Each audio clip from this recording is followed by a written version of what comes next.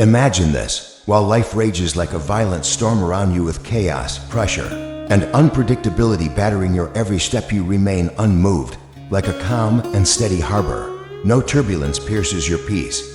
No external wave shakes your core. This isn't fantasy.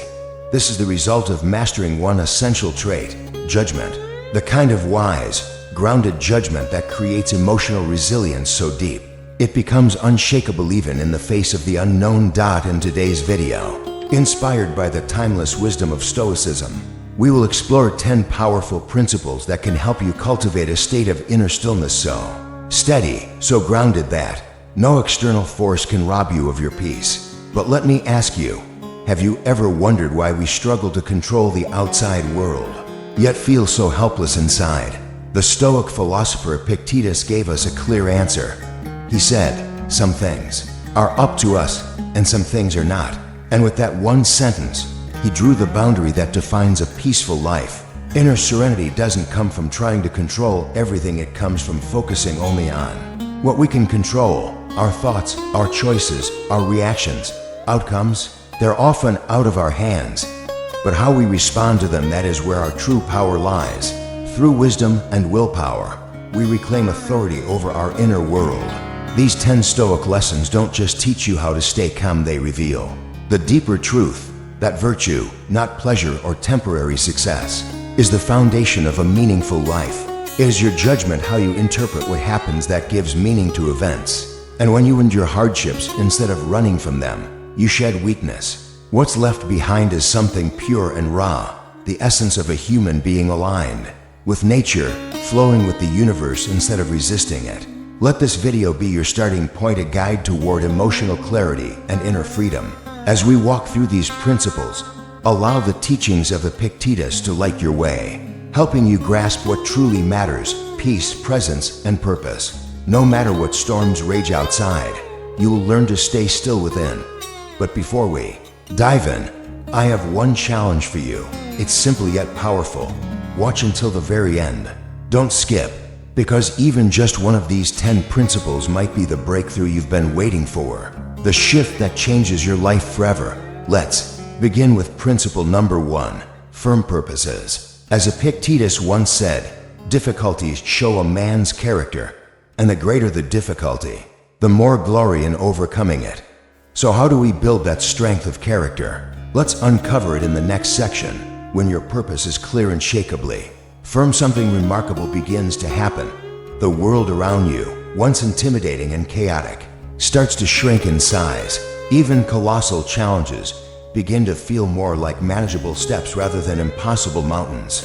Why? Because your sense of direction is strong, and that inner strength you gain through this process, it becomes invincible. A firm purpose isn't something you stumble upon by accident. It isn't gifted to you by luck or convenience. It's forged, crafted slowly and deliberately through moments of deep reflection on what truly matters in your life. Not just fleeting ambitions like titles or possessions, but the values and principles you're willing to stand by no matter the cost. What do you believe in so deeply that you'd build your life around it? Once that purpose takes root in your heart, your next task is to protect it.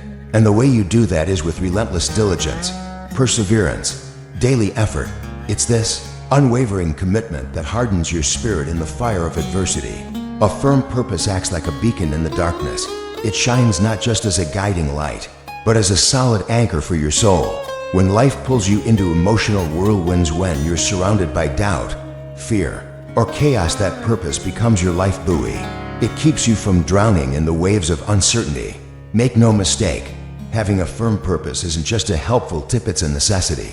It's the key to unlocking an extraordinary level of mental strength. With it, you no longer merely survive life's challenges, you overcome them. This is the true essence of Stoic philosophy.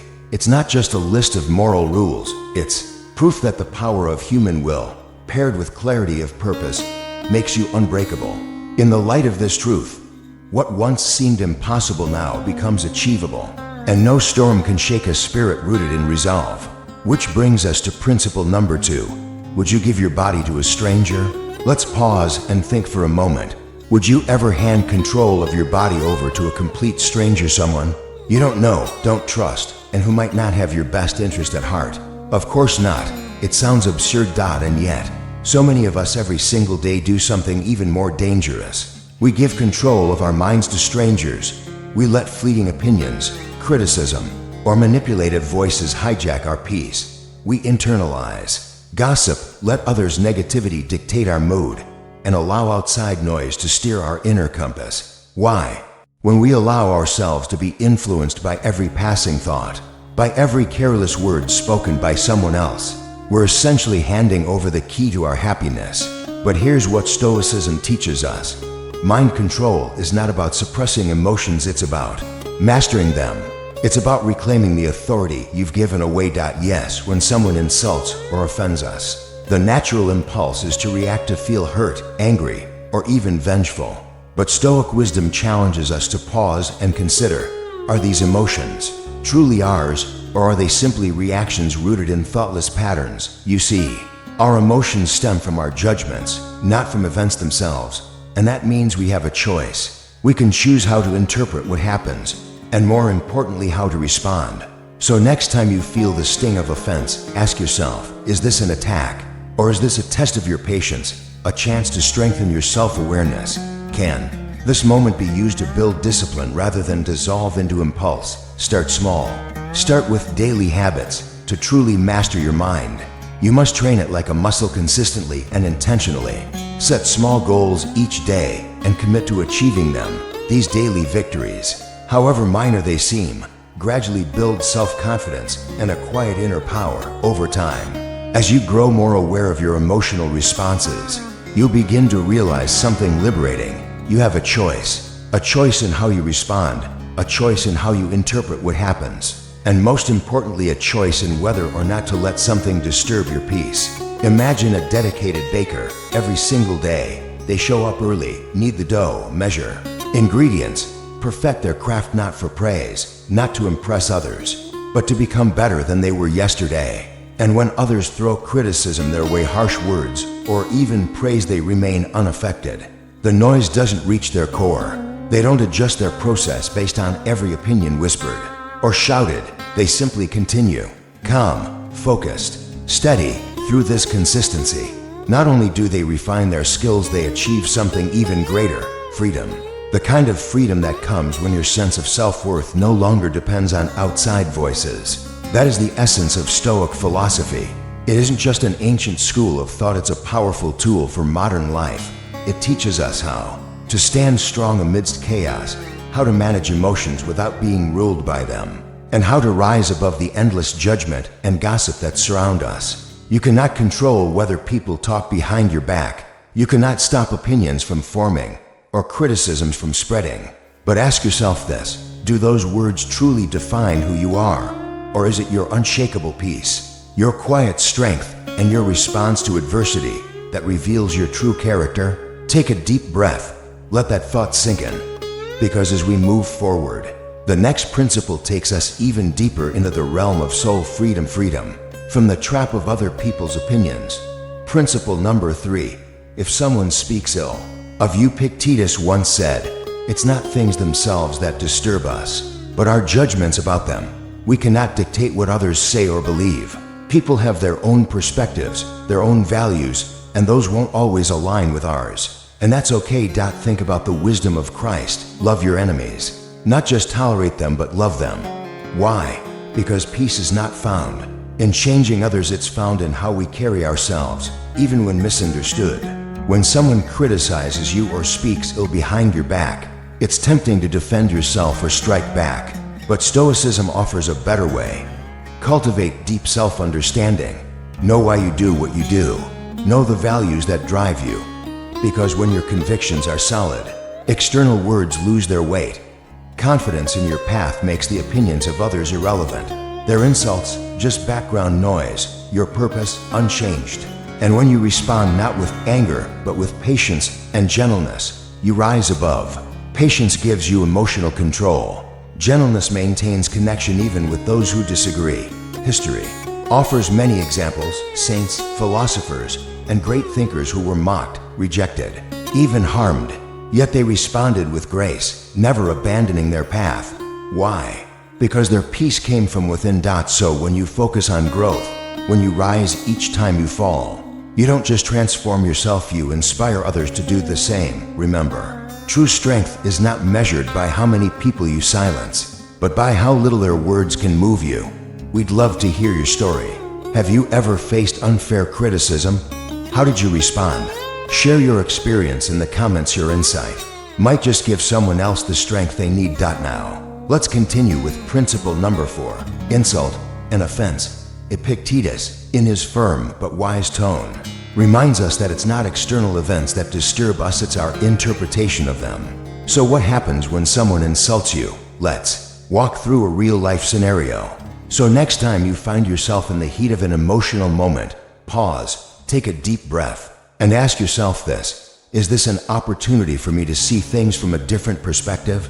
By doing so, you don't just protect your composure, you also widen your mental lens. You begin to grow. Imagine you're in a casual conversation with a close friend, and suddenly, they criticize a personal decision you've made. The immediate reaction, probably hurt or defensiveness. But what if, instead, you gave yourself a moment to reflect? You might realize something surprising.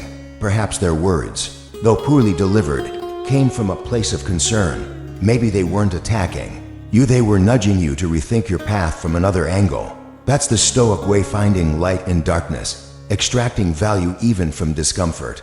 This lesson goes beyond mere emotional control. It's about transformation. It's about learning how to endure criticism not with bitterness, but with clarity, and how to turn moments of offense into opportunities for personal evolution. Stoicism doesn't ask us to run from pain or pretend it doesn't exist. It asks us to meet pain with purpose, to ask, what can this teach me? How can I grow from this? Real strength, according to Stoic wisdom, doesn't come from avoiding life's harsh edges. It comes from engaging with them with courage, with presence, and with the unwavering belief that you can rise above them. Every challenge, no matter how painful, holds within it a seed of growth, a seed of resilience. But what about the deeper struggles? The ones that linger quietly in the background, the fear of judgment, the shame that follows a mistake, the self-doubt that whispers when no one else is around. These are harder to face. They often stem from wounds that go deeper than insults. They live in the way we perceive ourselves, and they can shape our entire identity if left unexamined. So how do we deal with them? How do we reclaim our worth from the grip of fear and shame?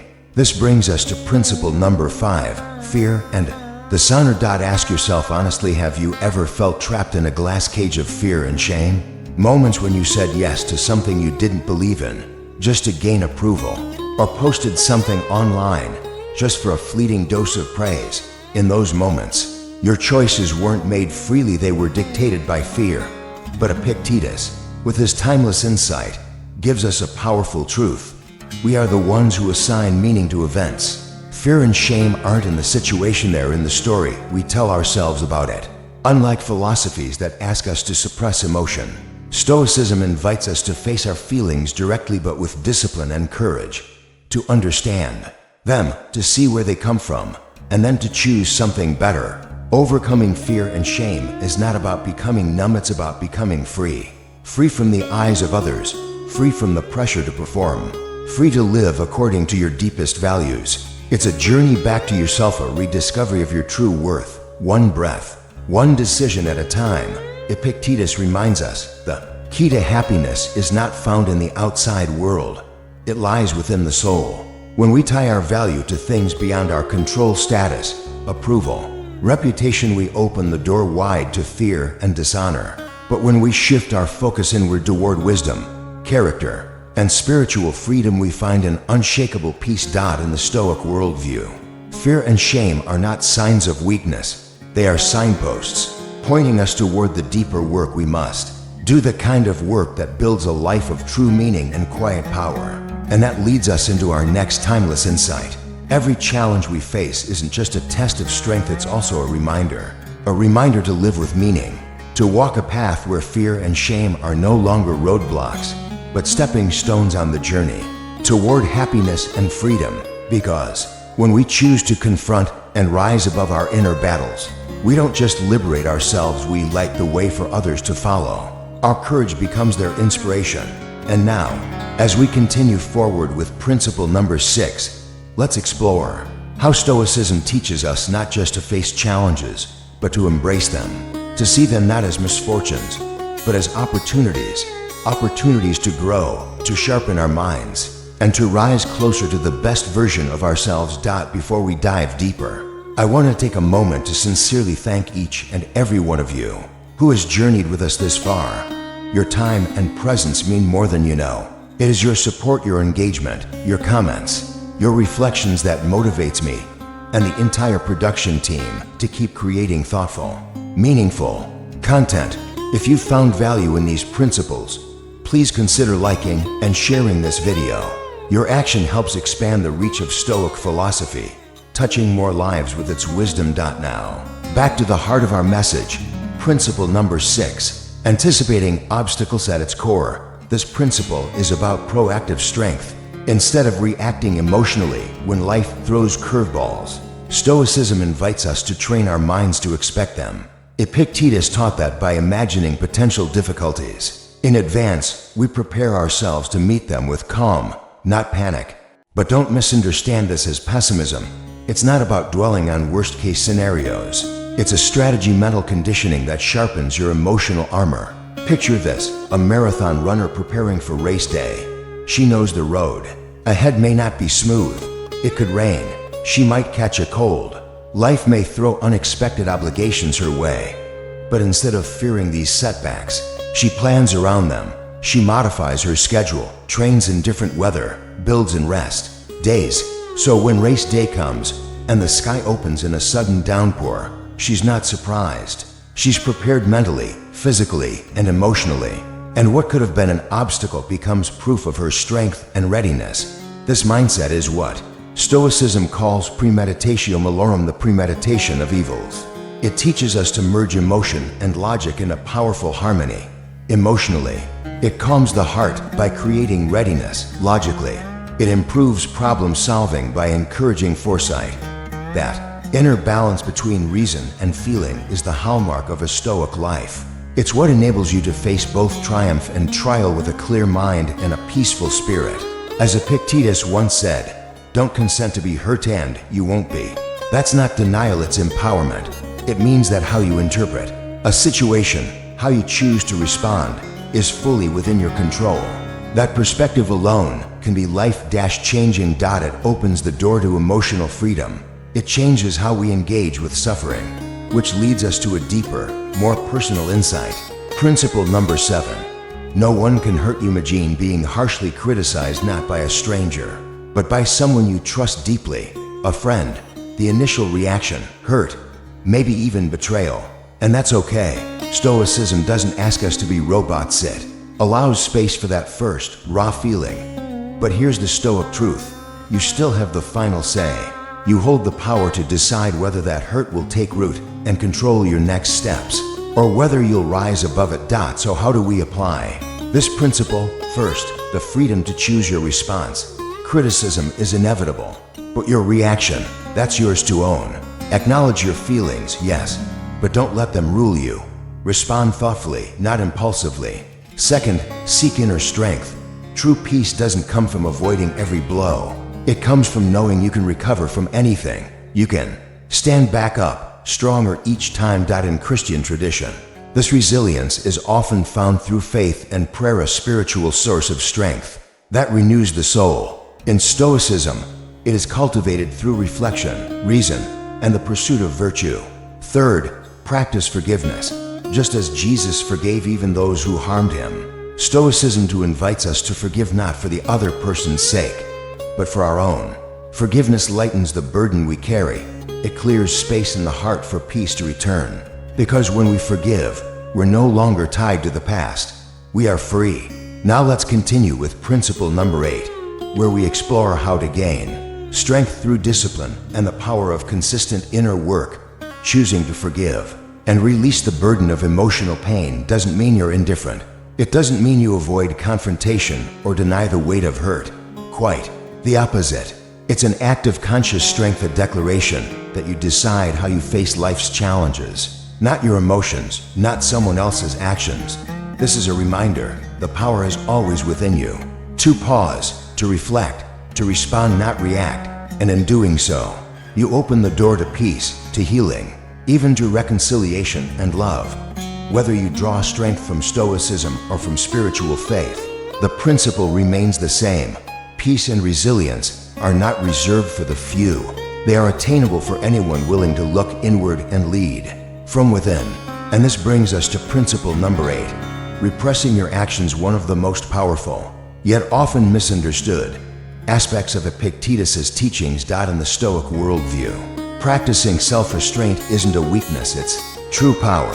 It's the ability to govern your actions instead of being ruled by impulse. Restraint is not about suppressing all emotion, it's about acting with reason, not with rage. Choosing deliberate action over reflexive reaction. Let's imagine a scenario. You're in an important business meeting. You present your ideas with confidence, only to have a colleague interrupt and criticize you publicly and harshly. The room goes silent. Inside, you feel a storm rising, anger, embarrassment, maybe even the urge to retaliate. But this is the very moment Stoicism prepares you for.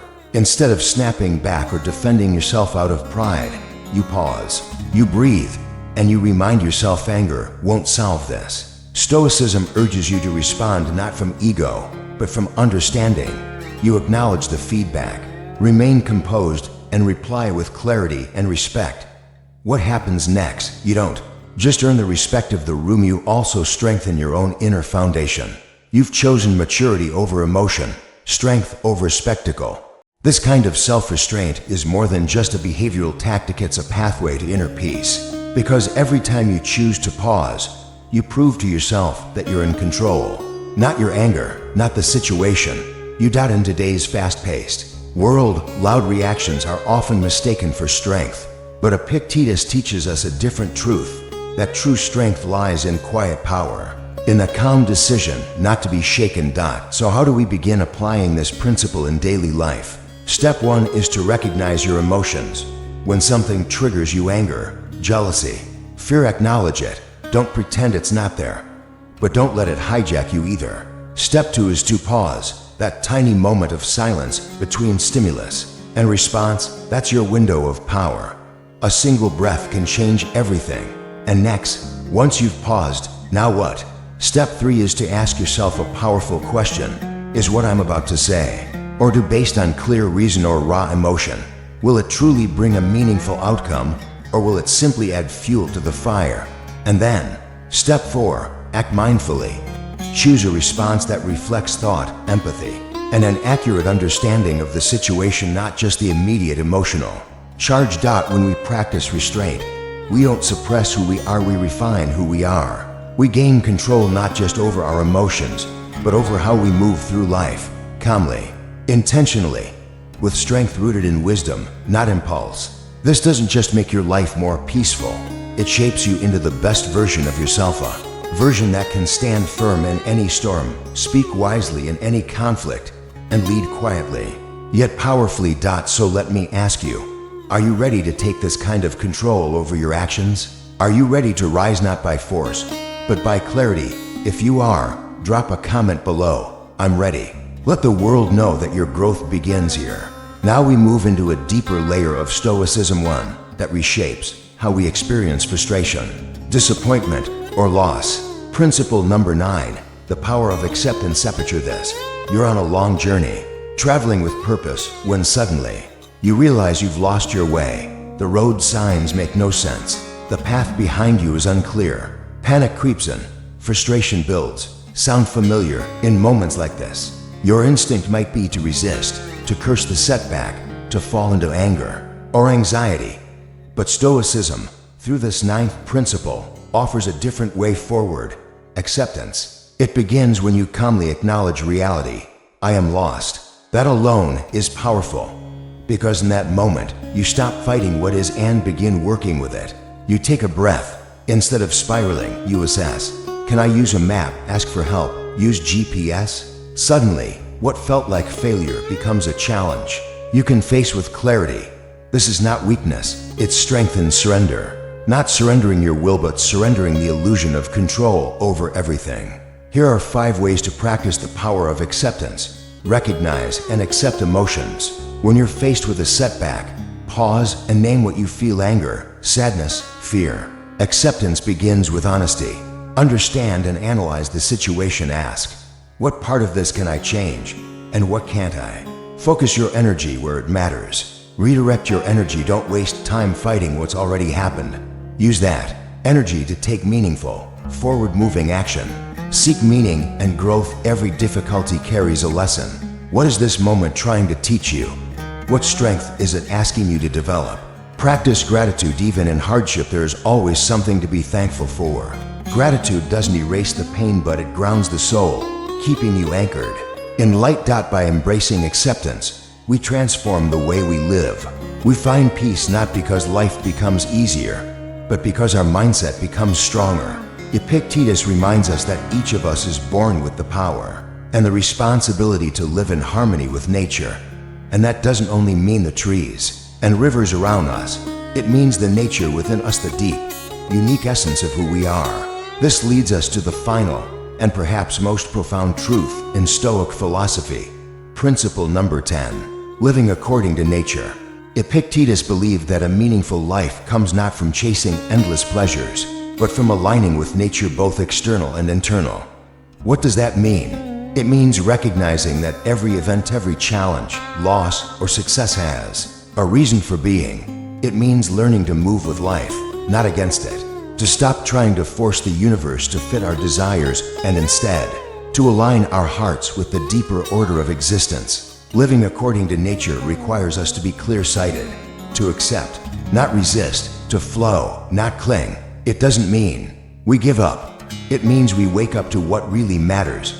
Happiness, from the Stoic point of view, isn't found in chasing luxury or status. It's found in living a conscious, self-aware life, in finding joy and simplicity, in aligning our choices with our true nature, our values, our reason, our soul. When we live this way, we become immune to the chaos around us, not because the storms stop, but because we've learned how to stand still within them.